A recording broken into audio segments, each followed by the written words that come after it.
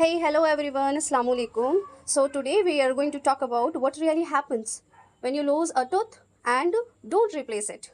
A tooth might be extracted for several reasons. This decision bring about many consequences and time become an enemy, causing the nearby teeth to move in such a way as to fill the empty spaces. These natural movements will bring about a series of problems that complicate the original situation.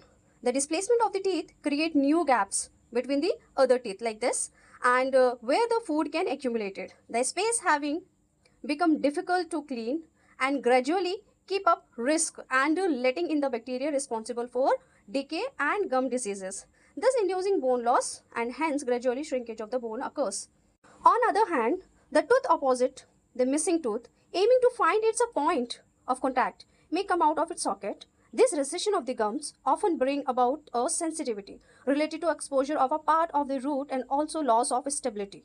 This action usually goes on until the tooth can find another point of contact or until it falls out, and this process and term is known as extrusion. Moreover, mastication made with less teeth increases the workload for the other teeth and can bring about premature wear and TMJ problem due to improper occlusion that comes arise from the disocclusion. Add to this the loss of bone structure at the mouth level as well as in the face. The sagging of the supporting tissues of the face is synonymous with premature aging, like development of the wrinkles, shorter face, and thinning of the lips. For all these reasons, it is imperative that you get all the information before choosing extraction. Right? So now, what happened is happened. Now, let's look at the treatment option for the missing tooth. There are many options, and the options are, first option is dental implant. This is the most advanced and long-lasting option. A small titanium screw is placed in the bone and crown is attached to it.